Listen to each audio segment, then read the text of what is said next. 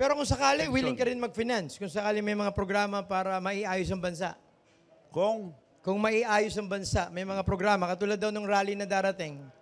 May rally po darating na nagsama-sama mga denomination ng Iglesia ni Cristo, ng JIL, ng Kingdom, at saka mga retired police and AFP.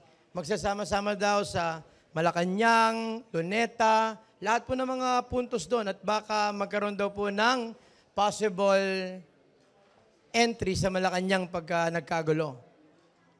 Posible yun. Ano pong opinion nyo doon? Dahil galit na taong bayan. Posible yun. Kung sakaling mababa naman si Pangulong Marcos, ano pong sa tingin nyo? Sino ang iniisip nyo na dapat pumalit sa kanya, tumuloy ng pagpapatakbo ng bansa natin? Meron po ba kayong napupusuan? Wala akong alam na papalit dahil sa laki ang ating problema. Ang suggestion ko lang, kung bababa si BBM, which is the honorable exit, wag na niyang antayin, galit ng tao, wag niyang antayin, magalit pa uli ang mga tao, baka mapalis siya kagaya ng tatay niya. Baka mas masahol pa. So, I would suggest again, more honorable kung mag-exit na siya, wag na niyang bulayan ng mga taong bayan. Lalo lang magagalit ang taong bayan sa ginagawa niyang pambubula. Binibintangan niya lahat. Nung dumating sa pinsan niya, Mr. President, last night only, si Speaker Romualdez.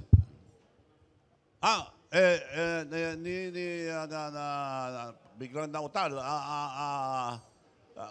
Maybe in the Senate, Senate, I don't know. Yeah, maraming ngayon. Biglang kinabahan. Bakit hindi niya sinagot? Na gusto. Yun. Tapos sa list. Senate, I don't know. Kung kuha nyo, Pwede Manong, ba yun? ilang beses mo pinanood yun? Parang kung kuha mo yung ginawa. Nakinig lang ako kagabi. Hindi ko na makalimutan, kagabi lang eh. Nung binanggit si Speaker Romualdez, biglang,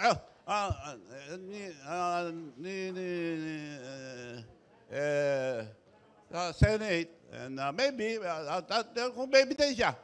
I don't know. So kung wala ka nakikita na pwedeng pumalit kay Presidente Marcos ngayon para ituloy, ang sinasuggest mo Supreme Court. Yun lang pinaniniwalaan ko ngayon, Supreme Court. And mag-uusap ang military, Supreme Court, religious organization, kung anong klaseng gobyerno papatakbo. Then magka-election tayo. Anong opinion nyo sa ombudsman sa mga nangyayaring ganyan? Ano ba akala mo? Sino nag-appoint? Yeah. Hindi pa nga umuupo eh. Babalikan ko yung mga Duterte. Hindi, ang ombudsman should be neutral. Neutral. Walang pinapanigan. So hindi ka naniniwalang neutral ngayon? Naniniwala ka ba? Siyempre, no. Kaya, so ngayon, anong solusyon na pwedeng hanapin ngayon pagdating sa problemang yan? Ayon sa experience mo? Well, it's better for the president to resign. Wala na po mangyayari. Wala na po kayong lusot dito. Ang taong bayan, punong-puno na, at hindi na po mabula ang taong bayan. Yung press con yung kagabi, walang maniniwala. Dahil naghugas lang kayo ng kamay.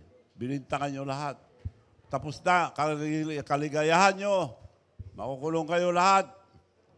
Parang tapos na kayo. Kami hindi. Kami lang magpapasko. Kami lang ang maligaya. Wala na kayo. Katapusan nyo na lahat. Wala akong maniniwala dyan. So, linawin ko lang, Manong. Ang suggestion mo, mag-step down na si President para walang gulo. More honorable. Huwag niyang antayin na sobra ng galit ang tao. Ano bang pwede mangyari pag umabot yung sobrang galit na yan? Well, nobody can tell, pero masama. Marami po nalilito, Manong. I just wanna get your opinion. Si Sir Bronner nagsalita, no? Regarding the AFP's position kung sakaling magkaroon ng anumang mga events. So ngayon may takot ang mga mamamayan ngayon na there will be another martial law. Sa tingin nyo, magkakaroon tayo ng martial law again? Depende sino mag-declare. kung si Presidente mag-declare, baka magaya siya sa Korea, nag-declare martial law, tanggal kagad. Puro mali-mali na nalilito na sila Magpa-participate po ba kayo sa darating na rally na yan? Magsasalita rin, sasabihin ko lang mga corruption, pero hindi ako mag-instigate ng yung sinasabi nila na destabilization ng gobyerno or revolutionary government. Hindi ko sasabihin yan. It will be a peaceful rally. Pero totoong peaceful rally at sabihin natin ang mga totoo. Yun, sinasabi ko ngayon, totoo lahat yun. Yes. At tukuyin nila para maniwala ang tao, saan na napunta yung nanakaw na pera? Saan na napunta yung mga mastermind? Ibibintang niya sa mga congressman, ibibintang niya sa mga senador, patatanggal pa daw senador. May kasalanan lang yan, may kasalanan lang yan. Halos ibintang na lahat. Pati bagyo, binibintangan na Pati climate change. Ano pa bang pruweba ang hinihintay nila? Yan ang tinatanong na marami. Pinakitaan na ng pera, may umamin na. Kung, yung mga gusto mag-witness, kinukulong At nawawala nila. Kinukulong Natakot. Paano sila magsabi ng totoo? Nagsara na nung kinulong nila si Diskaya, sinarado na dahil Para wala makausap. Para wala na. Ibubuksan daw. Kung bubuksan, pakiusap ko, Speaker Martin Romualdez ang magsalita para tingnan natin kung ano sasabihin niya. Marami nakapansin, biglang nawala nga po si former Sa tingin nyo, anong dapat niyang gawin? Harapin niya? Magagawa niya bang harapin? Harapin niya ang tao bayan. Yung Pumunta sa rally, i-explain niya. Pero yung takot nila na mabaril sila, ma-assassinate sila, is that valid reason? No, ako, dami ng panakot sa akin Pakulong daw ako, pinayalan ng plunder at lahat. No, ulitin ko ulit. Pakulong niyo ako, papatay niyo ako, okay lang. Pero 3 dadanan niyo. Mataong bayan, mananagot kayo dyan kung ako papatay niyo. Ang mga Ilocano na matitino. Juan Manong. At Diyos, hindi sila makakalusot. Ang ating Panginoon Diyos, hindi sila makalusot dyan. Lulutuin sila ni Satanas. Alam mo, Manong, may isang tanong pagdating dyan sa destabilization na yan. Ito po bang labas po daw ninyo, is this part of your legacy that you're trying to, kung nasa 4th quarter ka na daw ng life mo, gusto mo mapaganda yung imahe mo sa taong bayan? No. Wala akong agenda rito. Umihingi ako ng pamanhin dahil nakatulong ako sa kanya Hindi na malabas yan kung hindi. Umihingi kayo ng paumanhin sa Sa taong mga bayan? taong bayan dahil parte ako nag-convince na boto natin si BBM. So pinagsisihan mo Hindi yan? presidente yan, kundi ako, ambisyon lang niya noon, vice president. Ako lang nagsabi na presidente muna, pag nag-file si Sara, baba ka, protected ka na. Palakpakan yung mga Ilocano. So, tinuloy na namin. So, nung kampanya, bawal pa. But nakakuha ko during the time of PRRD ng permit, maliit lang pwede. Bawal ng malaki dahil COVID. Opo. So ginawa ko, regional mayor. Pinasyalan namin. So naging popular. Sabi niya, Manong, mabuti na ikaw ang presidente ng Mayor's League. Kasi nung araw, nung tumakbo ko, wala akong isang mayor. Maraming salamat, Manong. Papasalamat. Salamat. Hanggang doon na lang. Hanggang doon na lang. Bago pa lang, ininsulto na ako sa Japan. Aside sa mga daming sinasabi na pangako sa akin, naintindihan ko yon dahil they're very promising couple. Pangako ng Panginoon. Japan, ang aga. Nasa presidential table kami. Binati lahat. Nandun ako. Hindi ako binati. In spite of the fact, lahat ng ginawa ko sa kanya, insultuin ka sa harap ng mga overseas workers. Pinaalala pa yung anak niya, Dad, Manong Chavit is here. Tinignan naman ako, hindi ako binensyon. Ginanong pa niya anak niya. Bastos yun. Pero, umangal ba ako? Hindi. Nakisama pa rin. Napahiya ako, pero... Napatawad niyo na ba siya sa ginawa niya? kung napayad ako, of course, napaya ako. Tao lang ako, hindi ako plastic eh. So, nung natapos yun, nag-alisan, napilitan ako naiwan dahil nagpa-picture lahat ng tao. Dami. Yung mga ibang nagpa-picture na Ilocano, bastos naman ang presidente yan, sabi nila. Tiniis ko yun. Pangalawang malaking kasalanan niya, paghuli kay President Digong Duterte. Dapat pakita niya na matigas siya, dito nitisin, dahil may sarili tayong batas, hindi ipamigay sa ibang bansa. Iyon ang masama.